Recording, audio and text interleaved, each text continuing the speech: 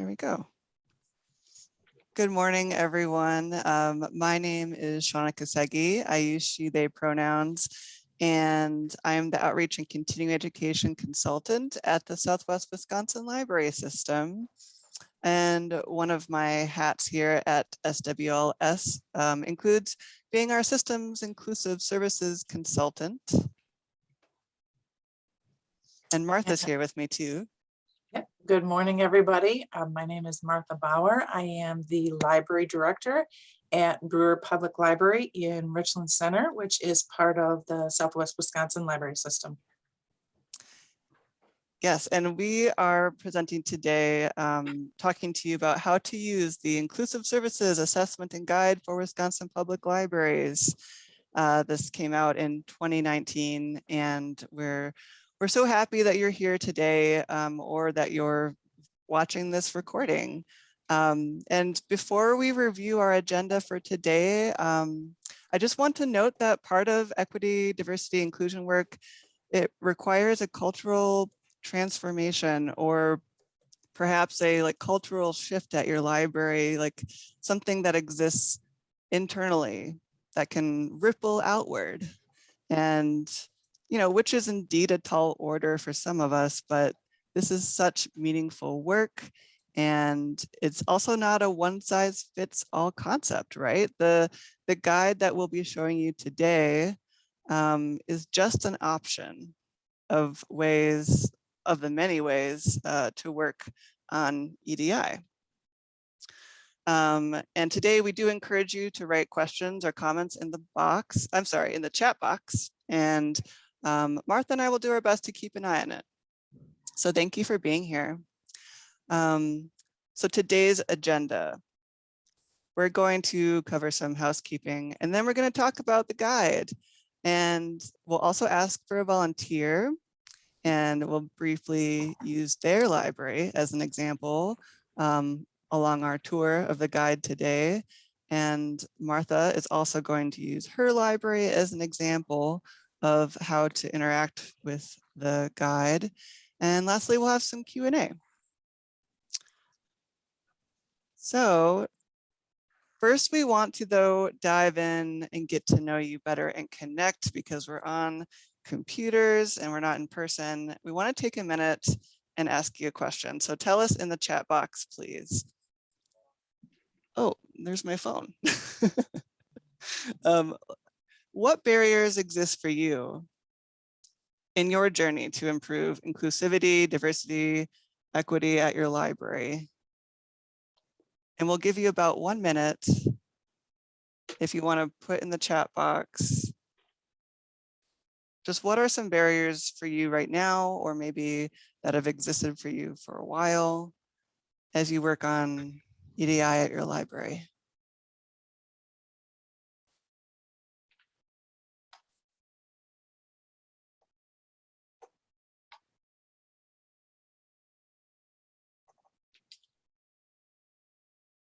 It looks like Patty says prejudice of some patrons. We've got perhaps some of the people around me who are not as passionate about EDI as I am.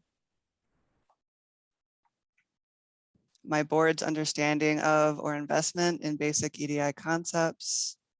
That makes sense. Someone says there's so much to tackle. Yes, there's small stuff, not many opportunities to hire diverse staff. Yeah, that's really hard.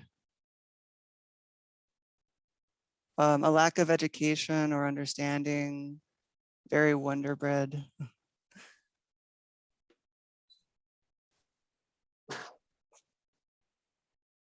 Thank you for sharing these. Another person, community not seeming to care about these issues. Yes.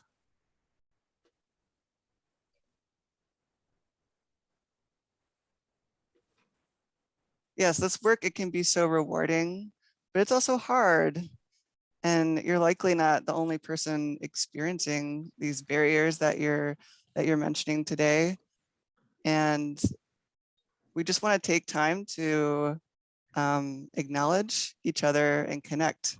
So we really appreciate you sharing these really good examples. You're definitely not alone. And also the folks that are here today, if you have things that you could speak to that resonates with you, things that people are mentioning, feel free to connect with each other.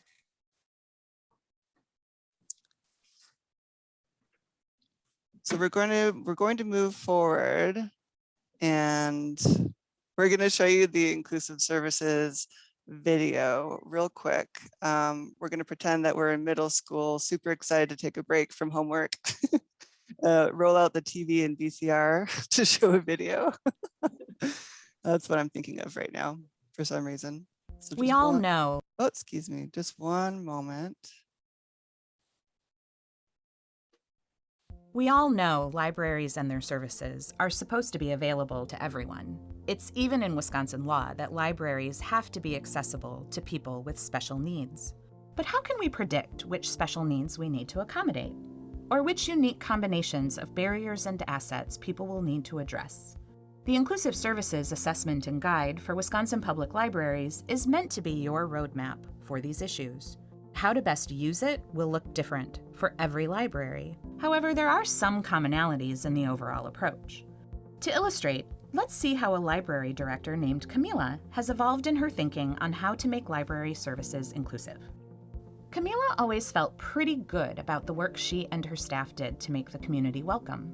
She knows some patrons personally. There are wheelchair-accessible entrances and some materials in Spanish. We used to think serving everyone in the community meant making a list of known barriers, and as time allows, addressing them. But Camila starts thinking somewhat differently after Marco comes to the library and asks if there's a private room where he can connect to the internet. There's a meeting room, staff tell him, but it doesn't have good Wi-Fi. People use the room for things like story time and discussions, but there's Wi-Fi in all the common spaces. Marco leaves, and this surprises Camila. What she doesn't know is Marco's story. He's been staying with his parents as he tries to get his life in order after leaving the armed forces. He joined an online veterans support group, but his parents' Wi-Fi is unreliable. He needs a better connection to talk with the group, but in a private place. Luckily, Camila's curiosity helps her draw him out when she bumps into him later. Hearing his situation, it hits her. You have no way of knowing the needs of people who don't use your services, unless you create opportunities to learn. From then on, getting beyond her assumptions to discover and address people's actual needs for information and services becomes one of Camila's ongoing quests as a director.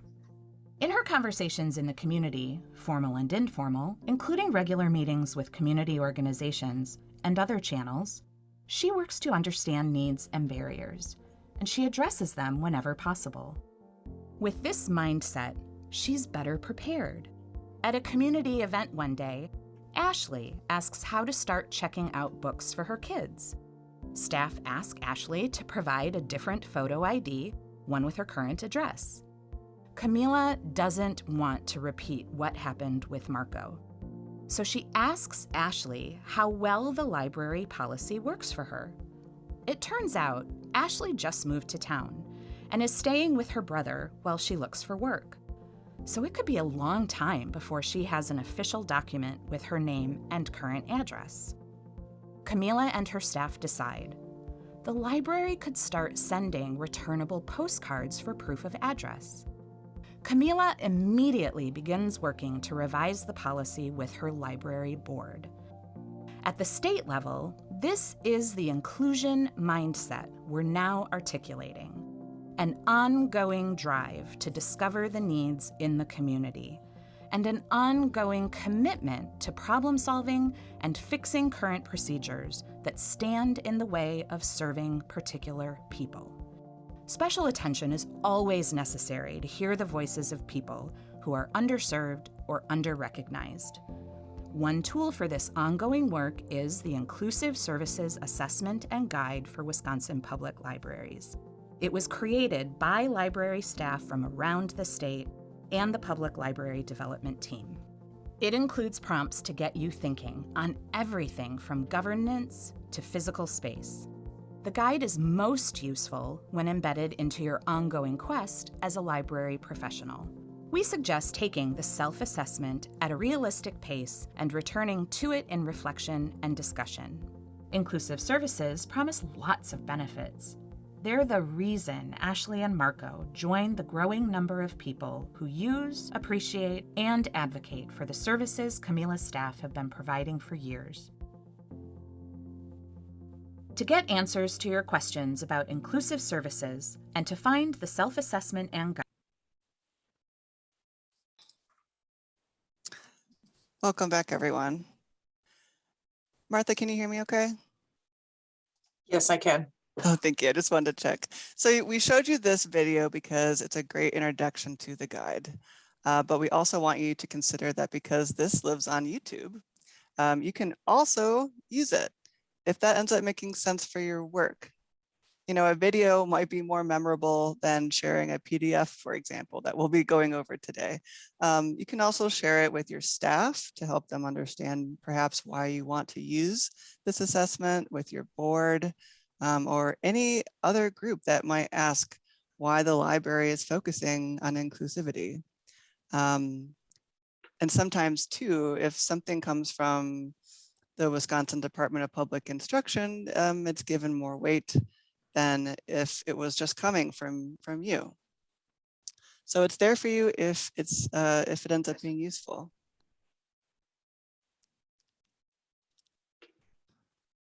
So let's quickly review the definitions first of equity, diversity, inclusion, or EDI.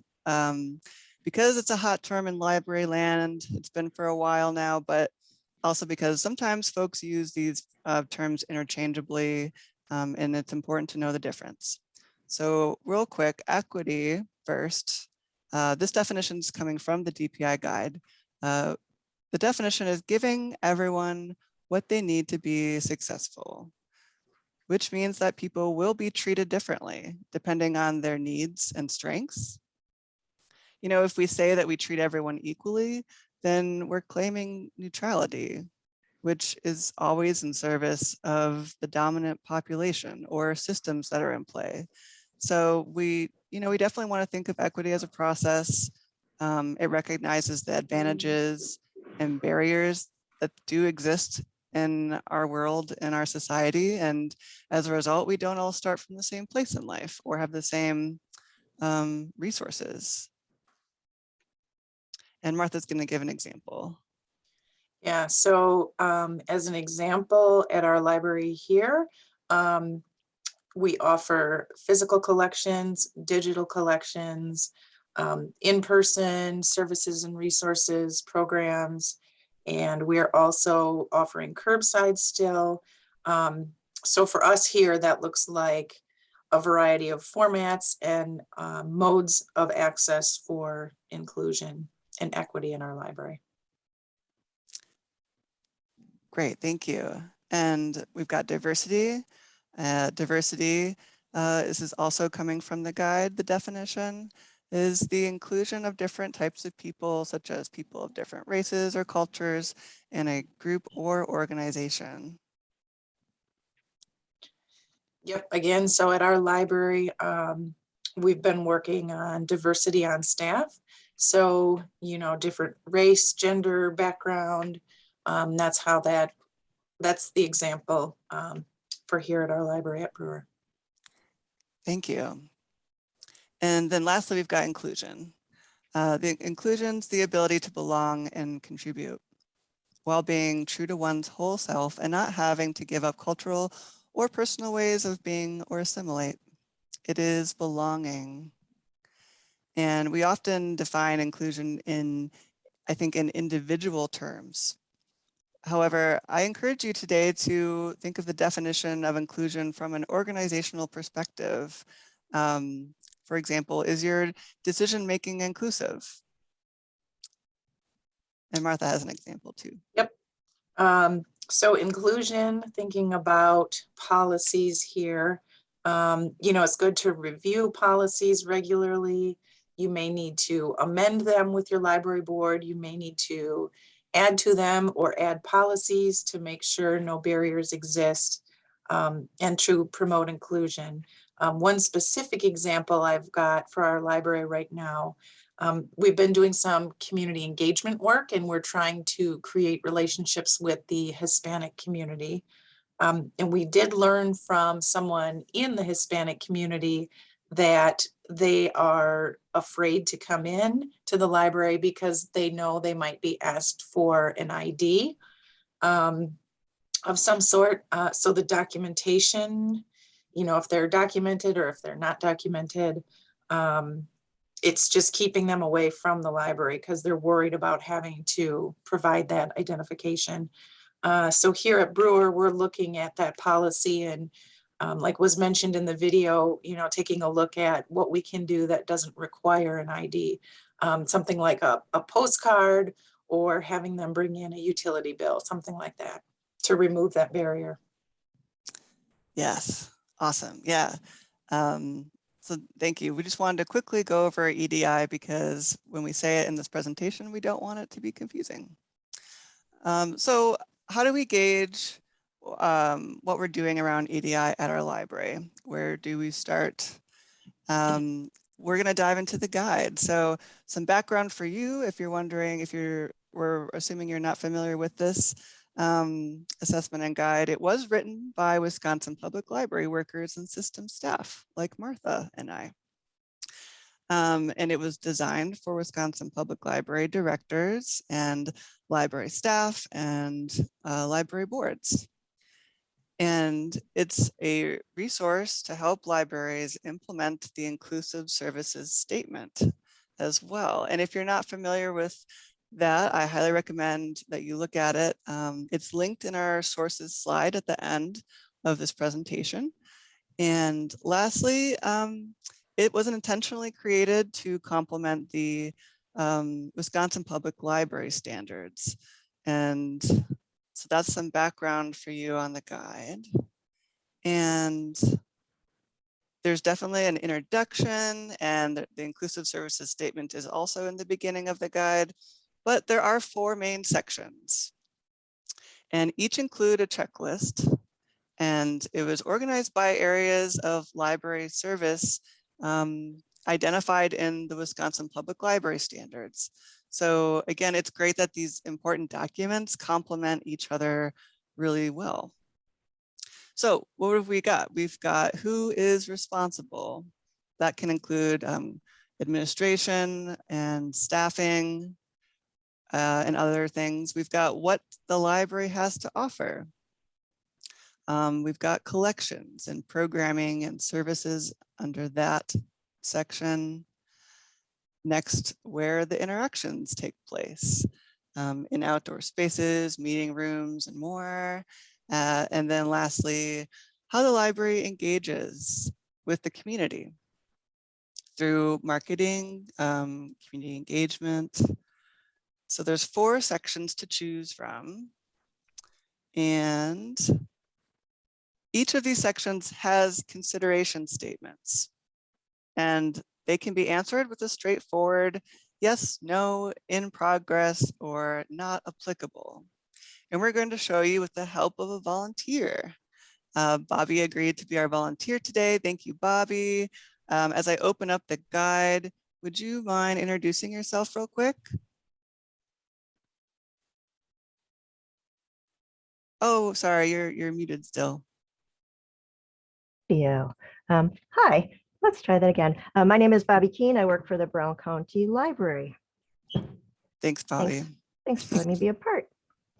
Yeah, so Bobby, what area of the guide, this is on your screen right now. Hopefully everyone can see this. This is the guide.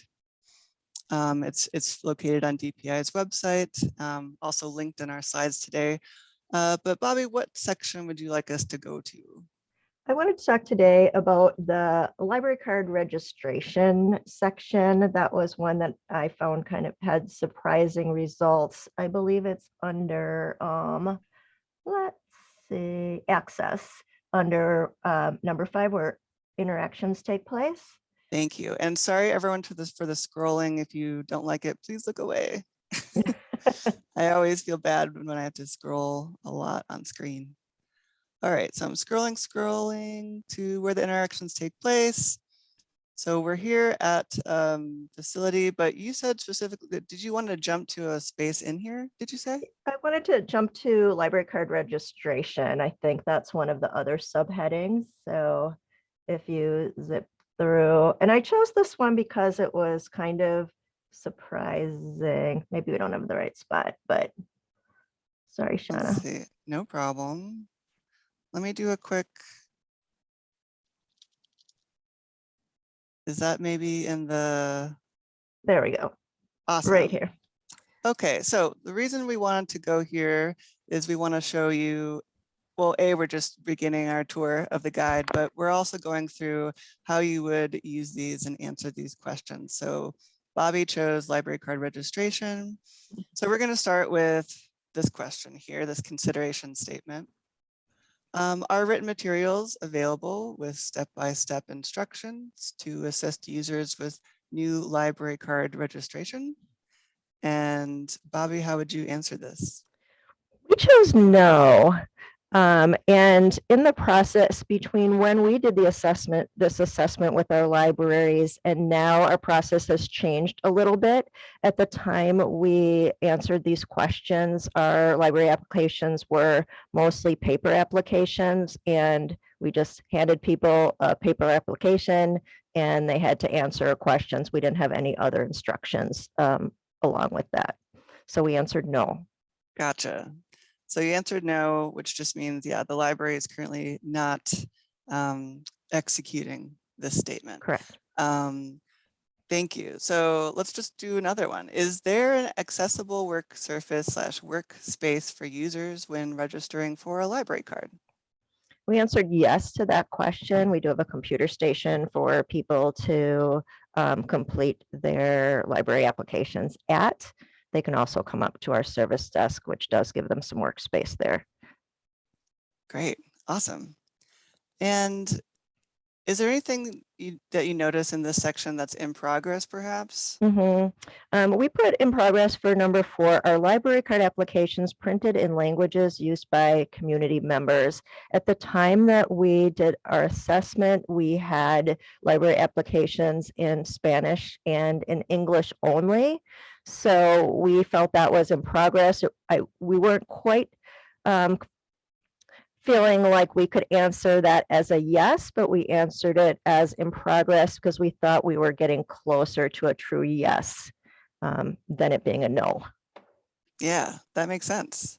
Yeah, when you say in progress, yeah, it just means that, yeah, the library is currently developing something around this consideration. And I don't know, Bobby, if you have anything that's not applicable in here. I imagine not, but I don't want to assume. We didn't have anything that we said was not applicable in this section, no. Okay, great. That's we can stop there. Thank you so much for being our Sure. volunteer this morning. Sure, you're welcome. Great. So just so you know too, because yes, NA is also here as an option to choose. Not applicable indicates that the checklist statement is factually irrelevant to the library. So as you can imagine, this option won't be used frequently, but a great example, just to give you one of not applicable, say the section that you're in is asking about gender neutral restrooms in your building. And so you might say not applicable because your library is a bookmobile. So those are just, again, some options for consideration statements to give you an idea of how to interact with this. And next, we're going to go to the scoring rubric and reflection worksheet. And I wanted to just give a quick note that, you know, EDI work isn't technically a checklist that you can check off and, you know, just put in your drawer, although we realize this is a gigantic checklist, but there's a lot more to it. It's definitely work that's ongoing. but this guide is a place to start, to get ideas and to like keep up some momentum with you and your team, because it's important to celebrate when you've, accomplished things.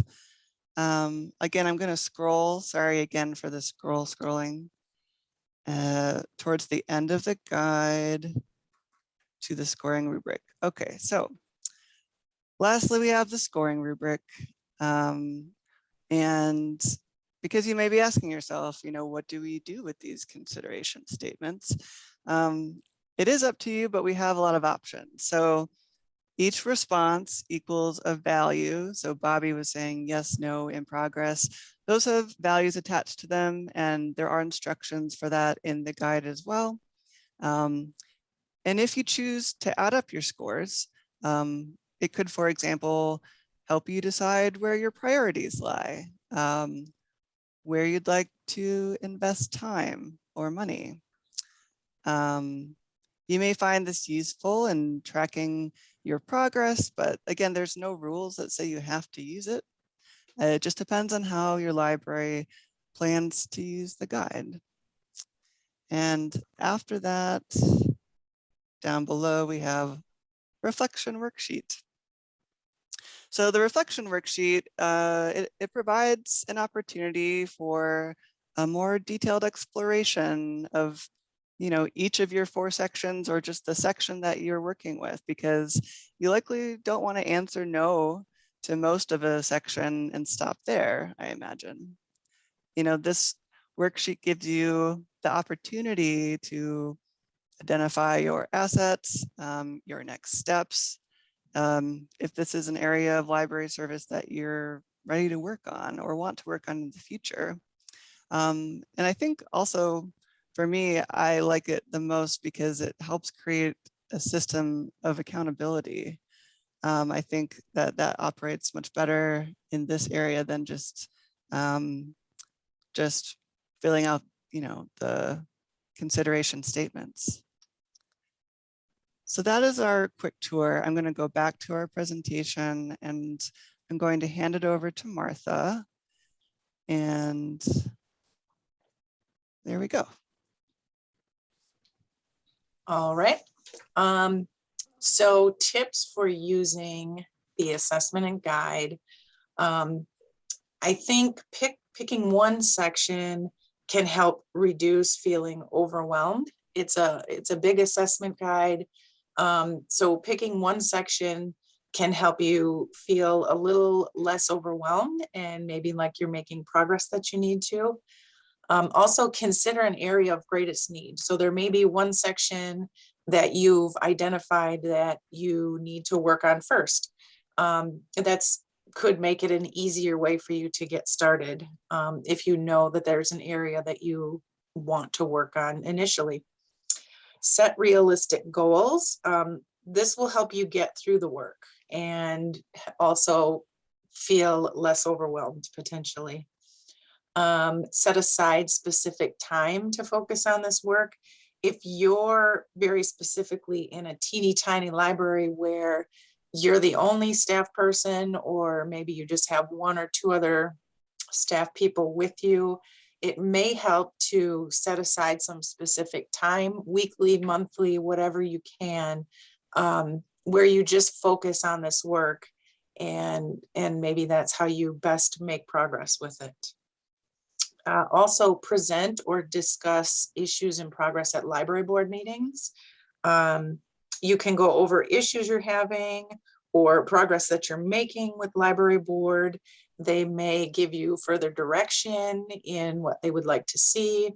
So definitely keep that line of communication open. And real-time, real-life scenarios work great.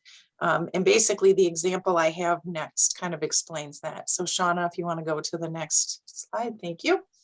I'm going to take a look at the restroom section. So we are currently working with FEH Design. They're an architectural firm, and they have gone through our building and looked at, different things for ADA compliance, what's out of compliance, what's in compliance.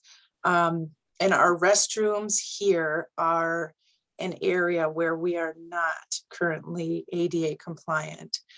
So the first consideration statement in restrooms are the restrooms marked with inclusive text and pictograms. Not all of ours are, so this one may be in progress for us. Is a gender neutral restroom available? We do have that. Do single or family occupancy restroom facilities use gender neutral signage? We're working on that. We've changed some signage over recently. Do restrooms and drinking fountains accommodate differing abilities? We do have a footstool by one of our drinking fountains. We don't have cups, so we're kind of halfway on that one. Do all of the restrooms include an area for changing diapers? No, not all of them. Are adult changing stations available? No, not here. Next slide, please. So I've got some pictures of our lovely restrooms. The first picture on the left-hand side there is the restroom that we've got on our upper level here. It's very small. It does not have a grab bar. It would not be big enough for a wheelchair to get into and maneuver around. So this probably is the restroom that's most out of compliance that we've got here. So patrons can get up to this level, and there's collections up there in the history room, but the bathroom is not the most accessible up there. The second picture there, we've got our diaper changing station. We do have the grab bars. The bathroom is larger than the one on the upper level. And then the third picture you can see there is the signage that we've got. We changed that out recently. That used to be, we had the female picture on that one, and the bathroom next to it had the male signage. But a patron came to us and said, why do you have the diaper changing station in the female specific restroom? What if you have a father come in who wants to, change their child's diaper? So we did change the signage to make that more inclusive there. Next slide, please, Shona. These two pictures are our lower level bathrooms. You can see on the left side there, it says gentlemen. One sign says boys. The other one's got ladies and girls. So we could probably change those out. The bathrooms down there probably would not easily be accessible for a wheelchair. So we would need to make some fixes there as well. And that picture next to it was our original diaper changing station. It's just at the bottom of the stairs going to the basement, kind of in an open area. It's near those restrooms in the other picture, but no privacy, just kind of out in the open. So until we installed that other one, that's what we had initially. Oh, and Martha, someone says, did you consider angled grab bars? They do work a lot better than the straight bars. Yeah. Well, as we work through updates, we'll have to take a look at different features like that. It's a great point. You. Next slide, please. So I went ahead and did the reflection worksheet based on our restroom accessibility here that I've been mentioning. So as of now, we're not ADA compliant, and the architects that we have been working with have told us this. So we would like to work to be ADA compliant and more accessible for patrons. So that's our goal. We'll have to continue to work with the architects and contractors probably to bring us all the way up to compliance. The important part here on the reflection worksheet for me was, what is a realistic timeline? So if you're working through the assessment and guide and looking at these sections and consideration statements, you have to think about areas of greatest need, what you need to get done quicker than other areas. And you're also going to have to think about budget restrictions. What can you do quickly? What's going to take some more time to develop into future budgets? So that timeline, I think, is really important there to think about. Some things you'll be able to get done quickly and some things you won't. There'll be costlier fixes, but that's a really important consideration to think about in order to get those steps taken care of. And sharing these reports with library board, city council, municipal board, staff, you know, just the groups that can help you get the stuff done. Basically, keep the lines of communication open and share this information so that everyone knows what you're working on.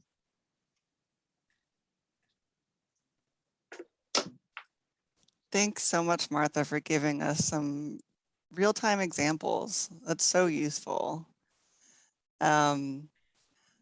So this is where we want to get some Q&A going. What questions do you have about the guide? What brought you here today? You know, what do you think you know about your library when it comes to inclusivity? What don't you know? Or what do you think you know? But if you had to, you know, provide evidence, you might come up short, which is, you know, tricky because, you know, this guide, it will help you answer some of these types of questions you might have or help you focus your thinking and efforts. What questions do you have for us today?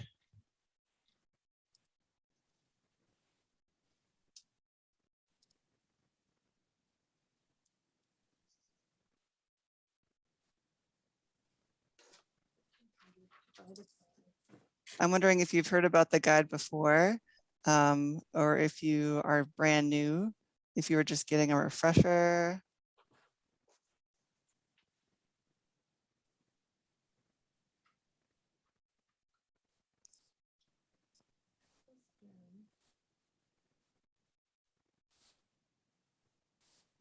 If you have no questions, that's okay, but I'll definitely give it a minute just in case. This is not a fully formed question.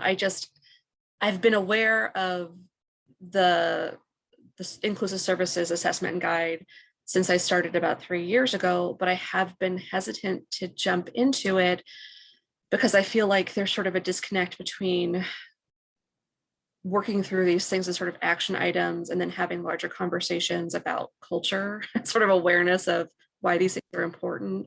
And it feels premature to start on one without first kind of getting the grounding in the other from my board. And I'm not really sure how to sort of initiate that transition. That's a great point. I'm wondering if you have, it sounds like, Sarah, you haven't had that conversation before and that you want to have it. Absolutely.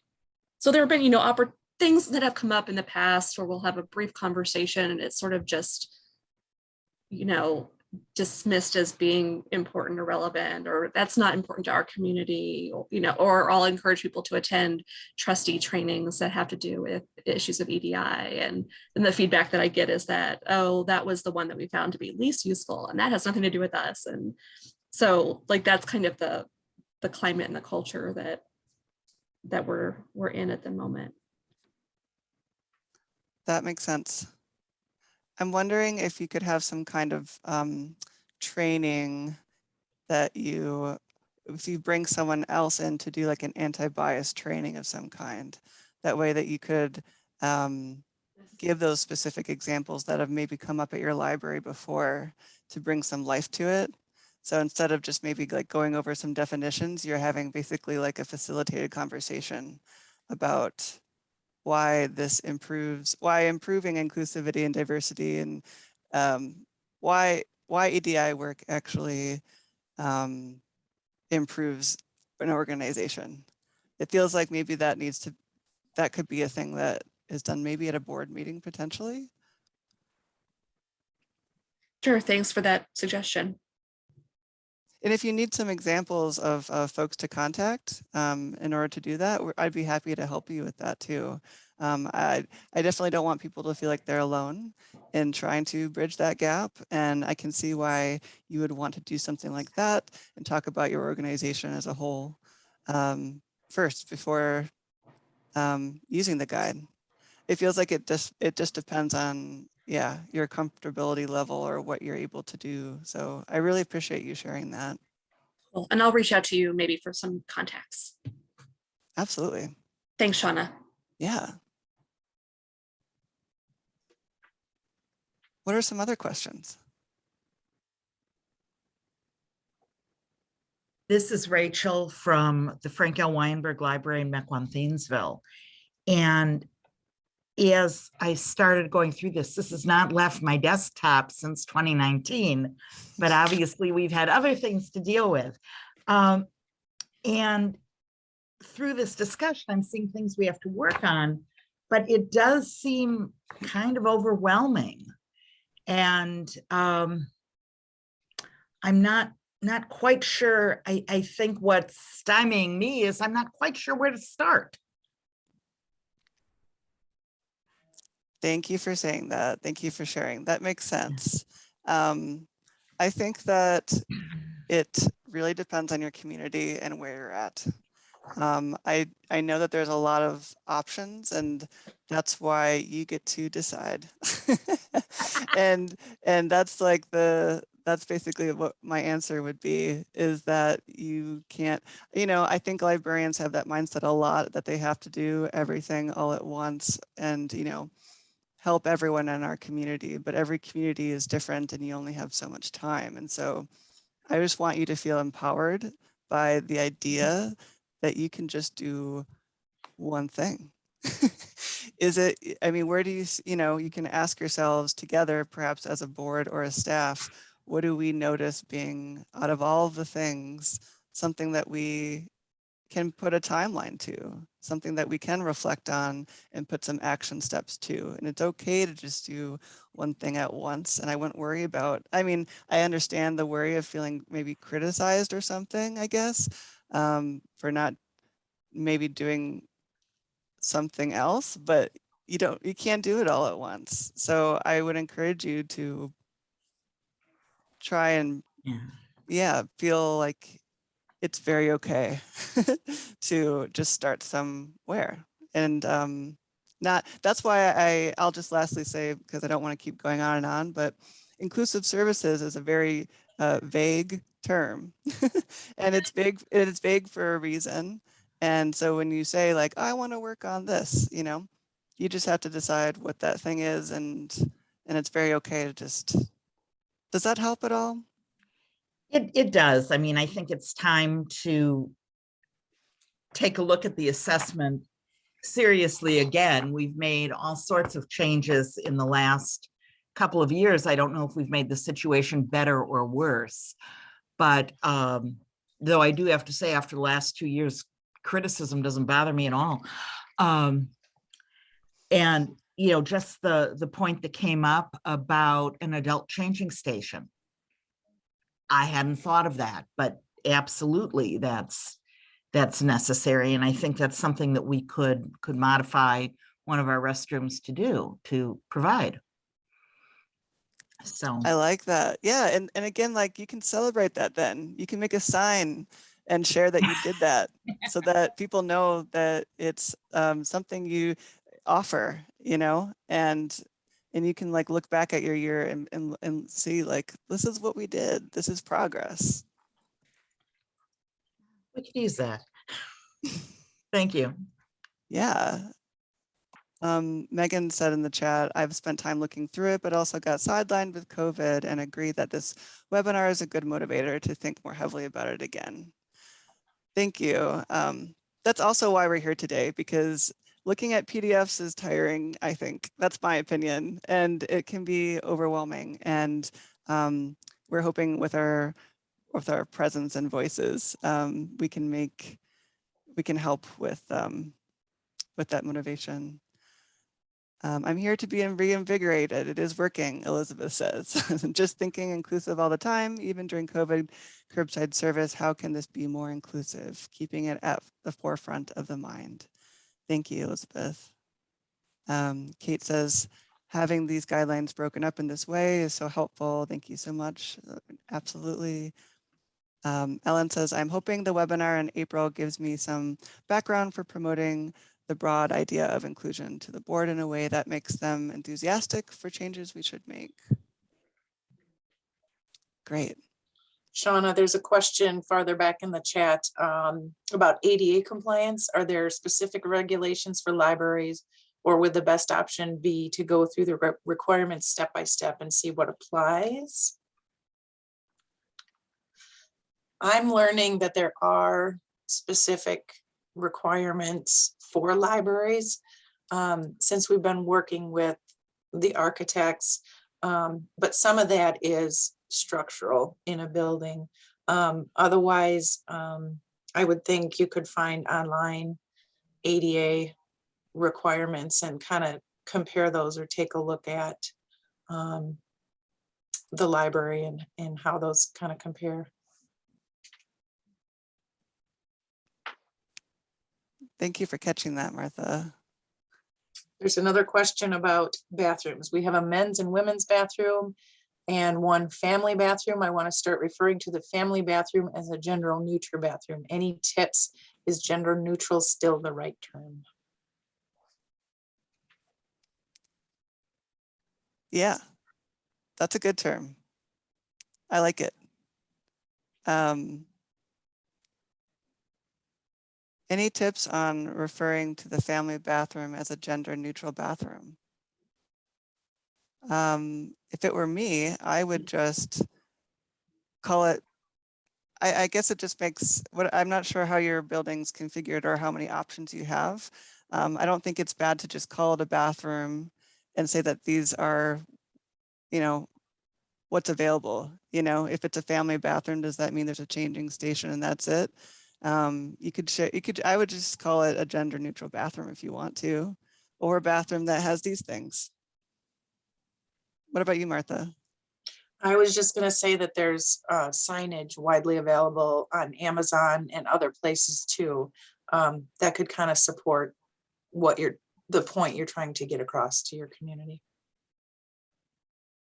Does that help, Abby?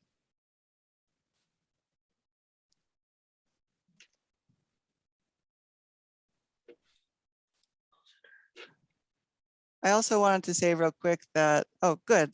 I'm glad, Abby. I wanted to say that there are names in the guide, like mine and Martha's too. You know, because we were talking before, you know, like bridging that gap between, well, how do I just start having these conversations about like organizational shifts?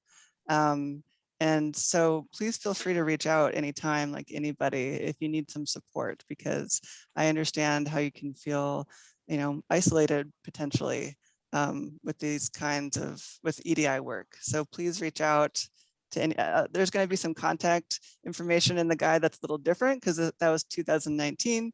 But if someone in the guide, you know, that's listed who wrote, put it together, if they don't know, they'll find someone that knows because we're all library people.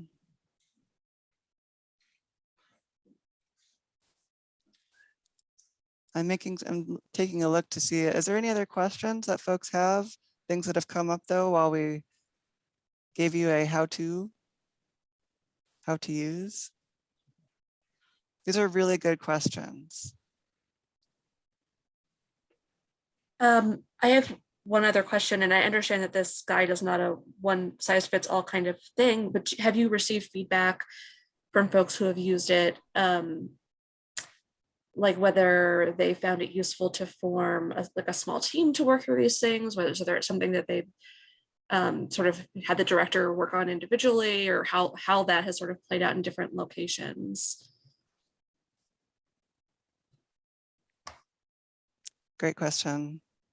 I think what's hard about these sorts of big projects is that you know, I have not heard all of the feedback. So because it's there's DPI's name, you know, all over it, which would include someone that's not here today, for example, like Tessa. But I can tell you anecdotally that people have definitely done it in different ways. And so we want to encourage you to do what makes sense for you. Some people have formed committees within their library if they were able to, and revisited it going through the whole thing, which is a lot. There are people like Martha gave her example today, just going through a section. And so as far as like feedback though, of like, was that good or bad? I don't know about that exactly. I've just heard of the different ways people have used it. Thanks. Yeah. Oh, and you know what I didn't go over real quick, I'll show you. I'm going to go back to my slides. Some people have, there's been updates as well. The scoring rubric is available. There's a separate one available online. It's all available from DPI's website. So if you want to track, you know, progress potentially from year to year or from person to person, you can do that in an Excel file or a Google worksheet if you'd like to. So that is there too, separate from the PDF. And we showed you that video to intro the whole thing, but there's also videos, if that's useful to you, that are shorter. So there's one specifically about library governance, one about funding, collections. So that all exists from the Inclusive Services page on DPI's website. And Elizabeth has a question or hand up. I just wanted to say also that I keep telling everybody that it's a living document. And our intention in working on it for sure was that it would change over time. So our plan is to, we don't have dates or anything, but our plan is to keep revisiting it. And as things evolve, as they always do, there's going to be things that don't really work anymore. So they're going to have to be changed over time. So we definitely didn't want this just gathering dust. We want it to be alive. Thank you. Yeah, absolutely. That is the hard part about these things. Things do change, but it's okay to ask questions and it's okay to not use things and it's okay to just do what works for you. And it's a great point. We have a couple minutes left. Is there any more questions from the group? These were such good questions. It's so much better to talk with people, right, than to show PowerPoint slides, I'd say. Ellen says, examples of practical applications in this webinar were very helpful. Thank you. No problem.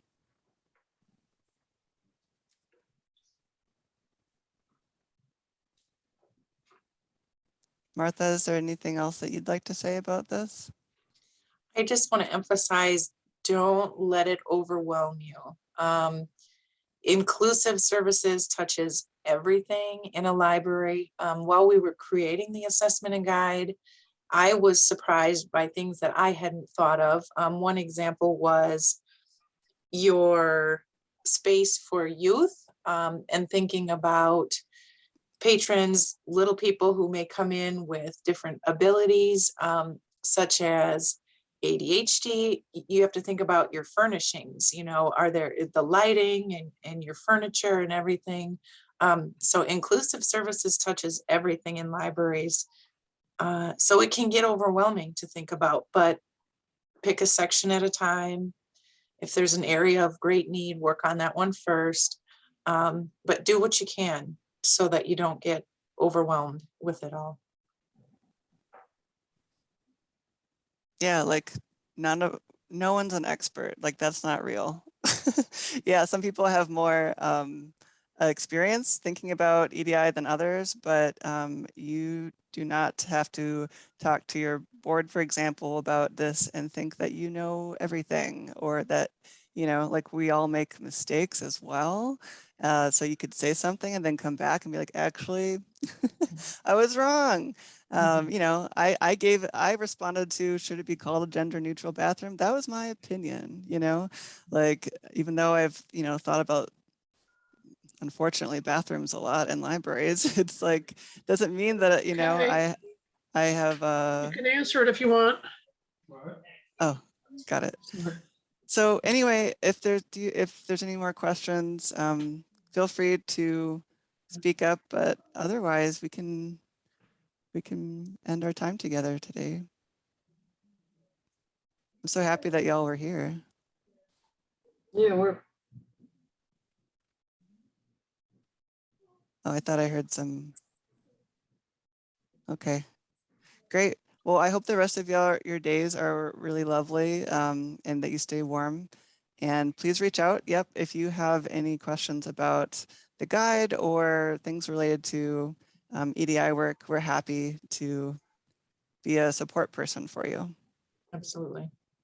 Thank you, everybody. Thank you.